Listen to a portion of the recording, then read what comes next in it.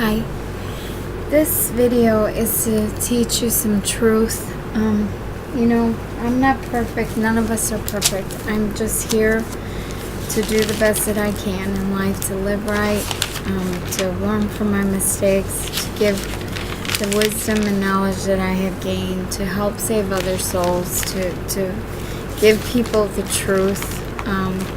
Because knowledge is power, and we do perish for lack of knowledge, and what you don't know will hurt you, and ignorance is not bliss. We are all going to be without excuse when we stand before the great I Am one day. And do you want to hear him say, "Well done, my good and faithful servant," or "Depart from me, worker of iniquity, for I never knew you"? Salvation is living in truth and becoming an upright person. He was impaled on an upright stake. That is, because he was upright and he was righteous. And we have to have the same thing happen within us in order to be truly saved. So, I love people, and I want the truth to help save souls. I'm not here my message is not for everyone. Excuse me, I got a little cold. Everyone got a little bit of a cold from the weather change around here, and now I've been affected by it being around my son's girlfriend's kids, and they have colds they brought from school, and I've been around them all weekend. But anyways, the subject I wanted to talk about today is only for those who really want to know about this and who are not going to be offended. Offended means off, end off, to end. That's ending a sin, getting off of it, getting out of it. So if you're offended, are you convicted? Okay, so the subject is homosexuality. Homosexuality is an abomination. Genesis 19:5 says, "They called to Lot, 'Where are the men who came to you in your house tonight? Bring them out to us that we can have sex with them.'" Judges 19:22 says, "While they were enjoying themselves, some of the wicked men of the city surrounded the house. Pounding on the door, they shouted to the old man who owned the house, 'Bring out the man who came to your house so we could have sex with them.'" Leviticus 18:21 through 22, "Do not give any of your children to be sacrificed to Moloch, for you must not profane the name of your Most High, the great I Am. Do not have sexual relations with a man as one does with a woman. That is detestable." Leviticus 20:13, "If a man has sexual relations with a man as one does with a woman, both of them have done what is detestable. They are to be put to death. Their blood will be on their heads." Their blood will not be on your head. It will be on their heads. They are to be put to death. He said, "I didn't come to abolish the law, but to fulfill the law." See, we have had the word falsely translated and mistranslated by the devil and the fallen angels themselves to prevent their demise and their end and them from being cut off. They have purposely translated the word that they have the way they have to prevent us, who are the righteous in the Kodesh, from cutting them off from the land. Did not he throw into prison the angels who fell? And so will Satan be thrown into prison.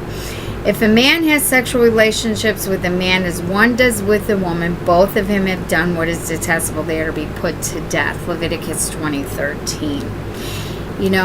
It's no laughing matter.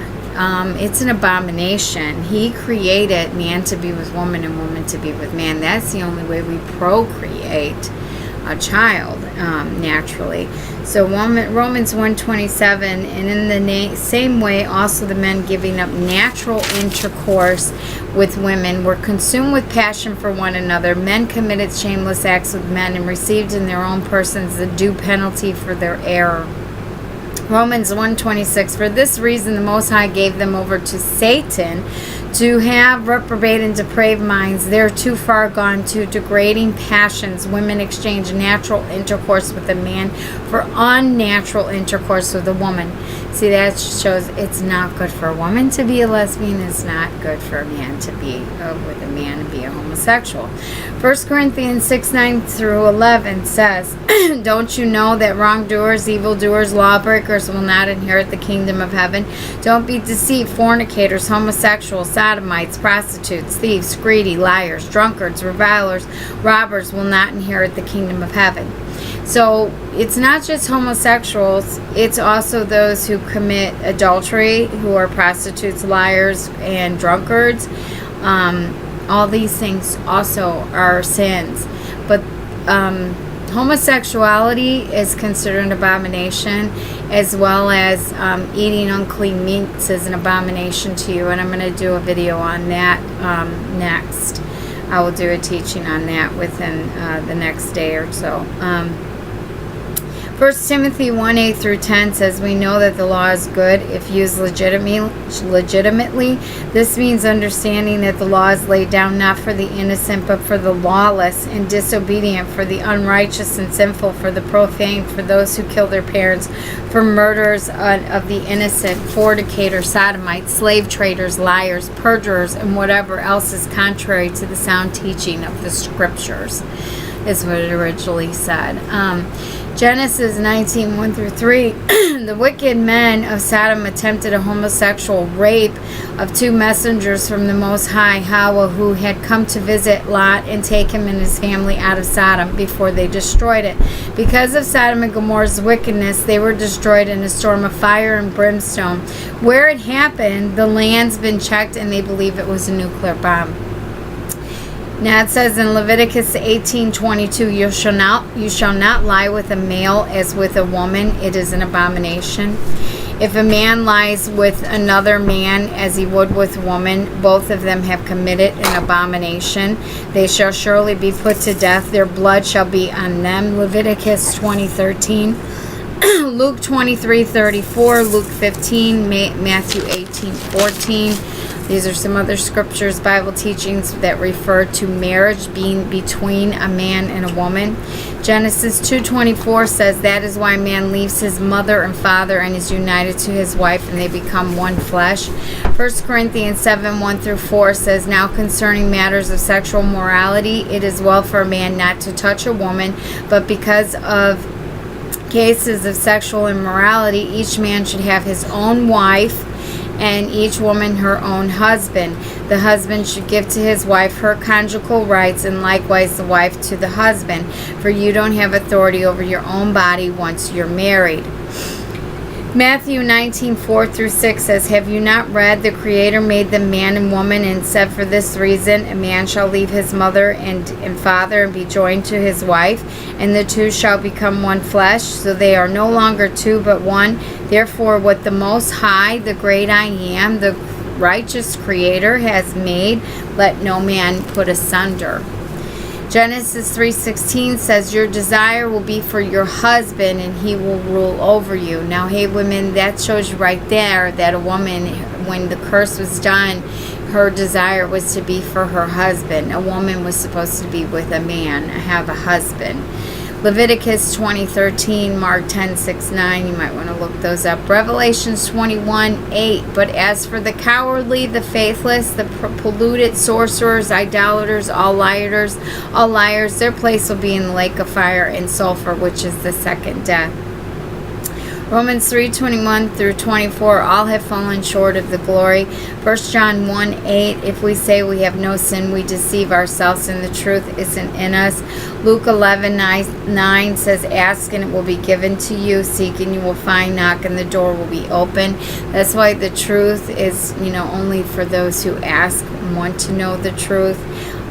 He set the example of righteousness for us, and we are supposed to follow it.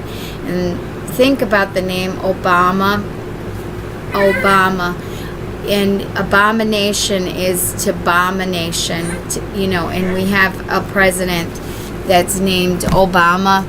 So I was really worried with them passing the same-sex marriage last year, and it's usually within 7 years time, a share of 7 years Shemitah, that judgment comes. And in Luke 18, 9 through 14, he told the parable of who regarded themselves as righteous and held others with contempt, that if you exalt yourself, you'll be humbled. So I'm not trying to exalt myself and say that I'm better than anyone. I thank the Most High that I have never slept with a woman and never committed any kind of immoral sexual acts of homosexuality or threesomes or orgies or anything like that. I've always just been with a man. And so I think that Most High that I don't have that sin in me, but I have been with other people who have committed that sin and have had those demons, and I've had to fight off those sins and demons from the men that I slept with, because believe me, my ex-husband David, I'm pretty sure he committed homosexuality, and I'm pretty sure Don Hester did too. So they're evil. You know, when you sleep with someone, you're sleeping with the last 7 people they slept with. You're sleeping with everyone they ever slept with. You're sleeping with other people's demons. Sexual morality and purity is very important, because your body is the temple of the Kodesh righteous spirit. And you are not your own. You belong to the Most High. And he said, mercy and sacrifice I did not care for or want, but a body prepared for me. We are supposed to have a pure, clean body.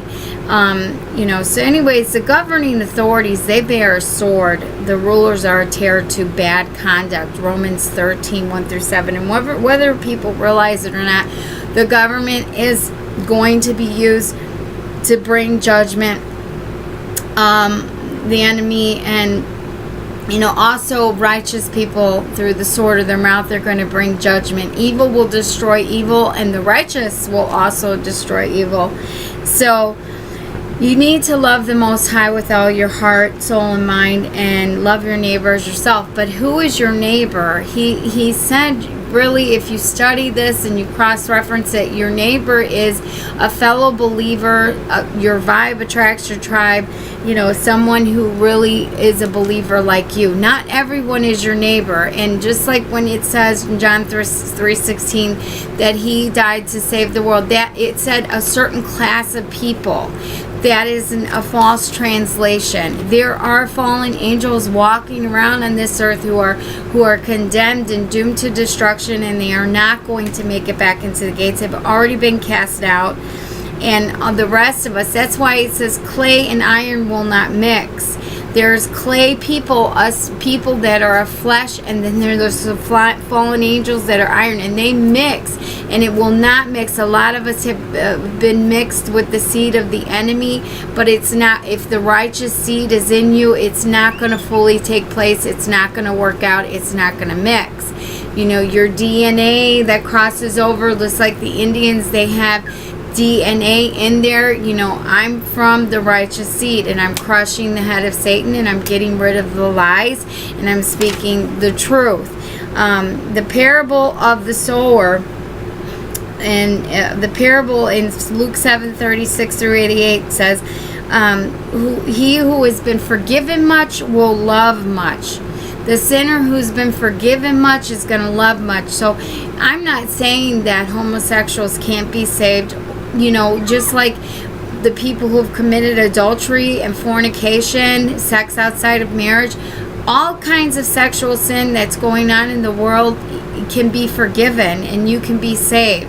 Now, pedophiles, that is he said anyone who harms a child, you're better off to kill theirself.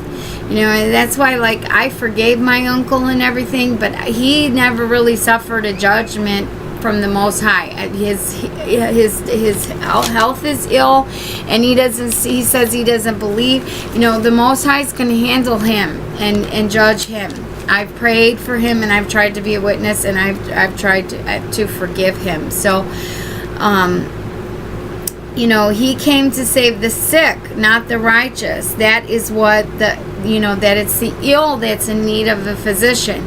That's why, I had sympathy on my uncle, because he was sexually abused by his own father when he was little. So the thing is that, we have all got to have the righteous spirit in us, And that's why it says that in Matthew 18:15-17, if someone sins against you, go and point the fault out alone between you and them. And if they listen, you have won them over. If not, take two more along, so it can be confirmed by 2 or 3 witnesses. If they refuse, cast them out as an unbeliever. So, you have to, if someone does you wrong, you need to go to them and talk to them about it and try to resolve the matter. And if they won't do it, then you try to, get somebody else to help you do it. If they won't still confess and repent and try to make things right with you, then you cast them out as an unbeliever. And, I've done that with family members. I've given people the chance to make things right with me when they've wronged me. I've went to them, and they have, a lot of people have a lot of pride and a lack of humility. And if they're deceived by Satan and they're living in sin, they're not going to have that righteous spirit in them to convict them when they need to repent and confess. All you can do is pray for them. But eventually, like the word offended, they're going to be cut off. And all sinners are going to be cut off from the land of the righteous. And this world is eventually going to be righteous again. And all sin will be, and sinners who will have not repented and made themselves right with the great I Am, the Most High. Hawa is what I have discovered his name is. And I did put it an etymology book, online etymology book, on my Facebook online for people to see this truth. You can look it up yourself. You can look up Hawa. You can look up all these other names that I put. I'm going to do a video on that too, to show it. But it shows in an etymology dictionary that the name Eve came from the name Hawa, which was the name of the Most High.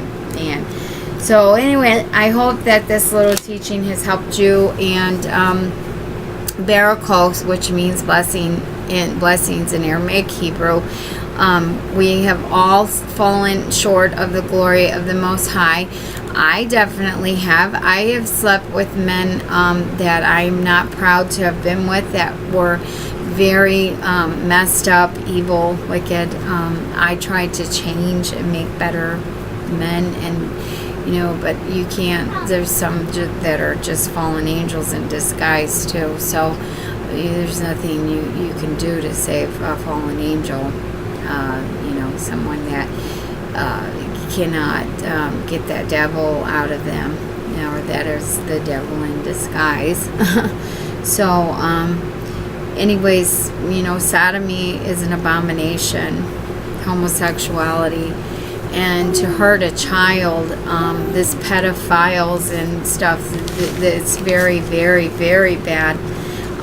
The word says that anyone who harms the hair on a child's head would be better off to cast themselves into the deepest part of the sea, to put a millstone around their neck and kill theirself, than to harm a child.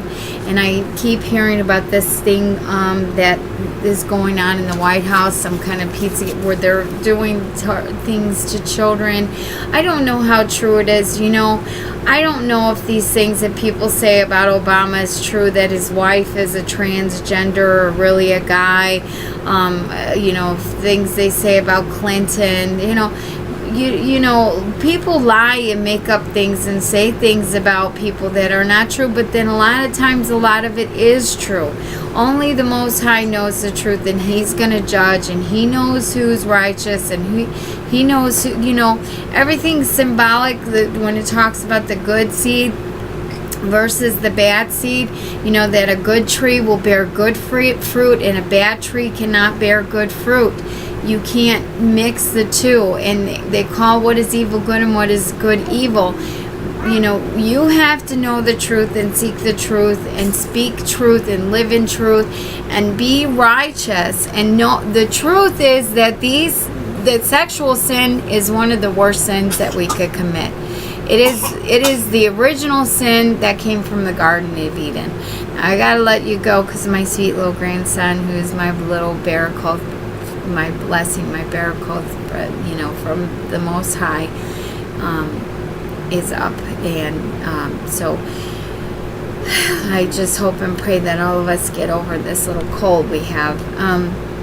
And take care, you all. May this blessing help you spiritually, help your loved ones spiritually, because the scriptures that I shared will help you convict them if they're living in any kind of sexual sin.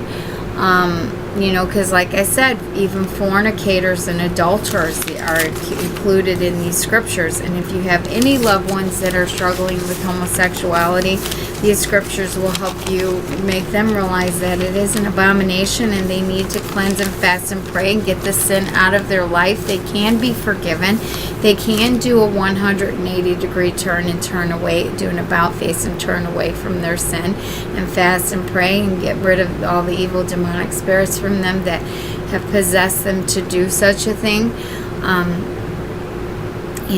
And sometimes we have to change people, places, and things to get sin out of our life. We have friends, that are bad influences on us to get us to do sexual sins or to drink, cuss, smoke, or swear. And all you can do is witness to these people and tell them, look, these things are wrong and I don't want it to be in my life anymore. If that's the way you want to live, then I can't hang out with you anymore. If you ever want to change, you can give me a call, but I'm not going to subject myself to these temptations.